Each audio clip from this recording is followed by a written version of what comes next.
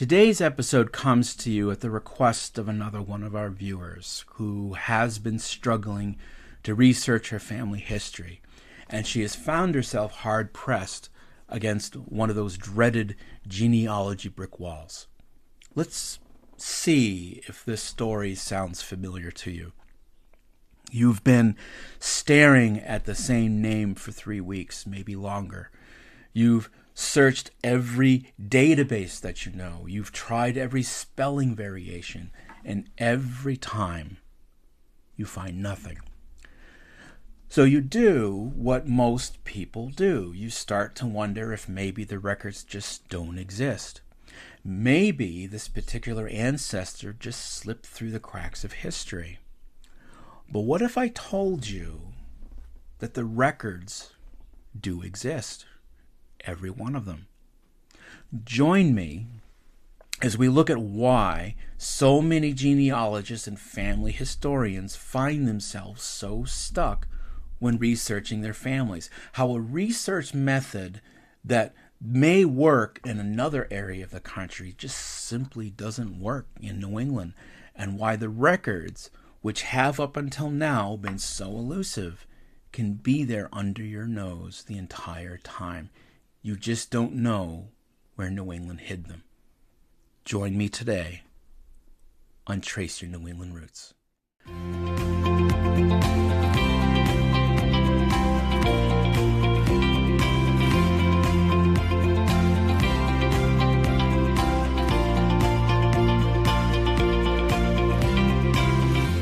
Hello, my friends. Welcome back.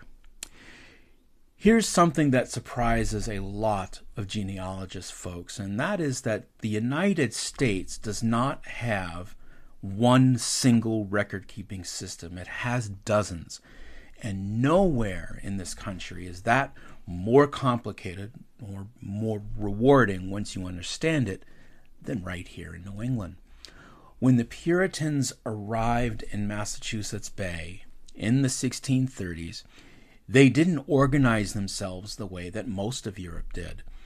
There are no central parish registers, no county clerks recording births and deaths, and instead, they organized around the town. The town to them was everything. The church, the government, the record keeping, all of it flowed through the individual town. And that decision, made nearly 400 years ago by a group of religious settlers who couldn't have imagined you sitting here searching for them, that decision is still shaping where your records are hiding today. Now think about that for a second. Most genealogy guides will tell you to search by the county. Well, that works in Virginia, it works in Ohio, but it does not work in New England. And if you've been following that advice, if that is your brick wall, I can tell you exactly why you haven't found anything. Your ancestors are not missing, folks. They're just hiding in plain sight. And today, I'm going to show you the 5 record categories that New England buries so well that even experienced researchers walk right past them. For a genealogist like you and me, this is the difference between a wall and a door. Let's look at wall number 1. Let's start with the most common mistake that I see. The one that explains more brick walls than anything else. In most of the country, vital records, which include birth, marriage, and death records, are all held at the county level. You go to the county courthouse, you request the record, you go home, hopefully happy. New England simply doesn't do that. In Massachusetts, Connecticut, Rhode Island, and New Hampshire and Vermont vital records, they were recorded at the town level, not the county level. The town. Every incorporated municipality kept its own register, and those registers stayed local. So what does that mean for your research? It means that if your ancestor was born, say, in Northampton, Massachusetts, that record is in Northampton, not Hampshire County, not the state archives, Northampton.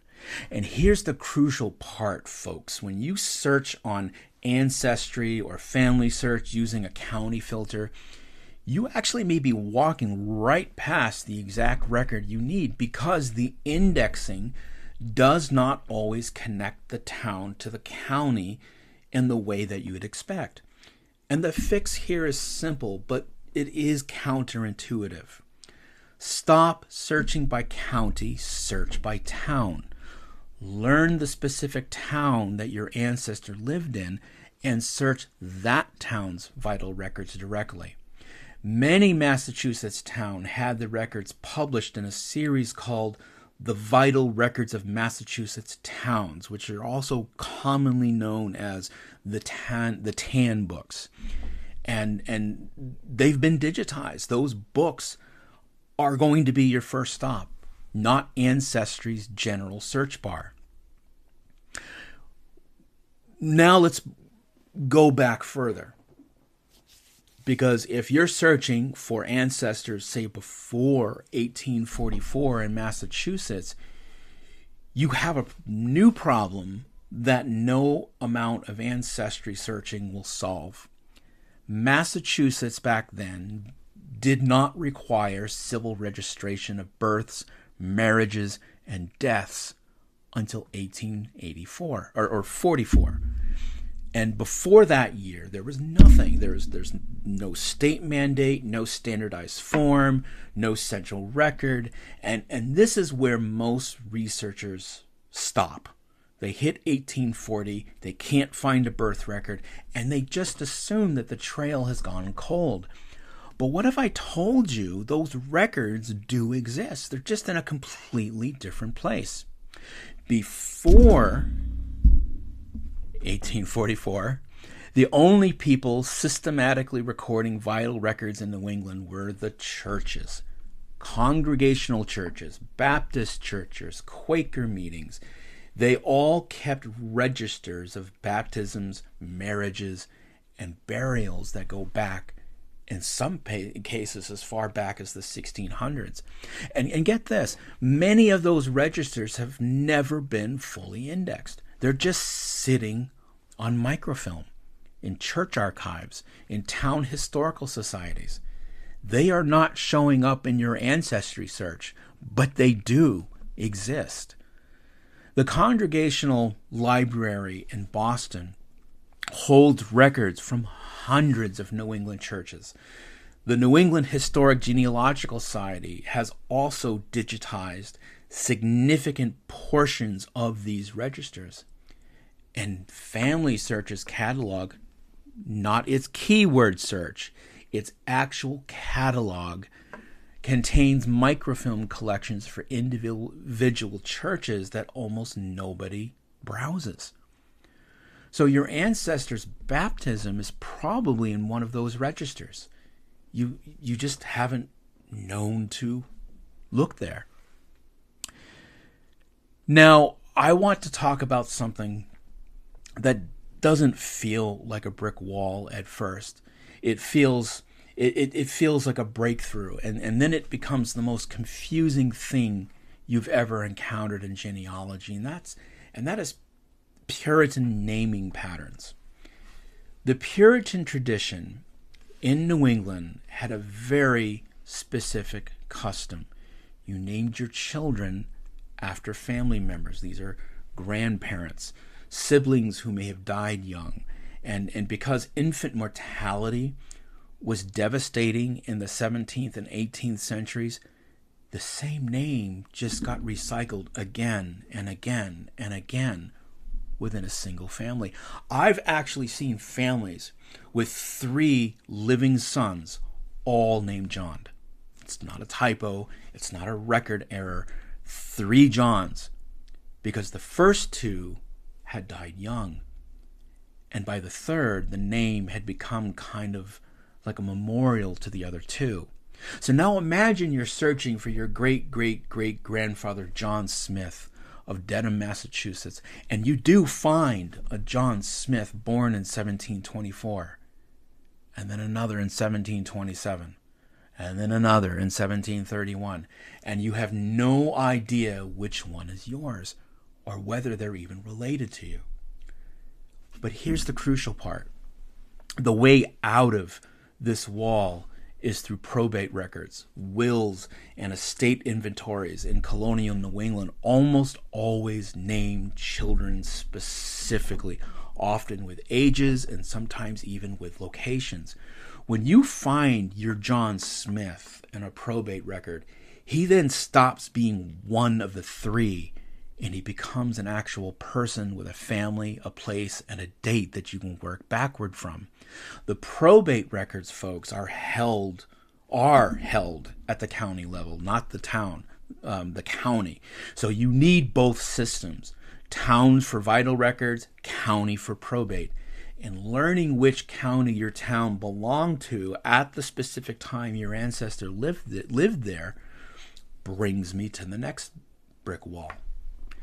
New England's county map is not what it was. Between 1700 and 1850, Massachusetts alone created 7 new counties by dividing existing ones. A town that may have sat in Hampshire County in 1730 might now be in Hampden County by 1820 and Franklin County by 1850, without the town itself moving an actual inch. So what this means for your research is that probate records for the same family may be filed in 3 different county courthouses depending on when that event occurred. You are only searching Hampshire County probate, or if you are only searching that, you will miss records filed in Hampton after the division. The fix is knowing the boundary history. And there is a resource called the Atlas of Historical County Boundaries available through the Newberry Library, and it's absolutely free online. Before you search any county level record, verify that the county that you're searching actually existed and that it contained your ancestor's town at the time of the record. This single step is what has broken more of my brick walls than almost anything else. What New England has that nobody else does, and is another wall that hits every American genealogist, but it does hit New England researchers in a particular way. The 1890 federal census was almost entirely destroyed in a fire in 1921. Less than 1% of it survived. Now, for most researchers, this means jumping from 1880 to 1900 and then accepting a 20-year gap in the record. But here is what most people don't know. New England states were conducting their own state censuses during this period. Massachusetts took a state census in 1895. Rhode Island did one in 1885 and 1905. The Massachusetts 1895 state census is available on Family Search. It lists household members, their ages, and critically their birthplaces. If your family was in Massachusetts in 1895, that is the census that bridges you that gap that the fire destroyed. And get this, most researchers searching for New England ancestors, they don't even check it because they don't know that it exists. So here is what I want you to see. Every single wall I have described up to now today has a door in it. Town records instead of county records. Church registers instead of civil registration. Probate records to untangle the naming confusion. Boundary atlases to find the right courthouse. and then finally state censuses to bridge the gap in the federal census. None of these are secret. They're not locked in a restricted archive or available only to professional researchers. They're hiding in plain sight in free databases, in digitized collections, in catalog pages that almost nobody clicks on. The wall you've been staring at isn't made of missing records. It's made of unfamiliar systems.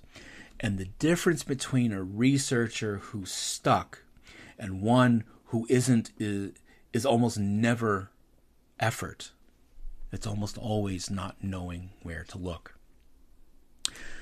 New England is the hardest place in America to do genealogy. The records are scattered everywhere. The systems are layered, and the history is old enough that the trail can feel impossibly cold. But it's also one of the most rewarding, because when you understand how those Puritan towns organized themselves, when you follow the record to the right church, to the right courthouse, to the right town clerk, you don't just find a name and a date. You find a world, a community, a family that was trying to survive the same winters and the same losses that shaped everything that came after them. For a genealogist like you and me, that's not just research. That's a connection. So now I want to hear from you folks. Which of these walls have you been hitting? Drop it in the comments. Is it pre-1844 records, the naming confusion? Is it the county boundary shifts? Tell me where you're stuck, and let's figure it out together. If this helped you today, I'd be grateful if you'd subscribe. There's a lot more where this came from, and if you want to go even deeper on New England vital records, don't forget to subscribe to my Substack, where I provide exclusive content. Thanks for watching. This again is Eric with Trace Your New England Roots, where history starts with your family.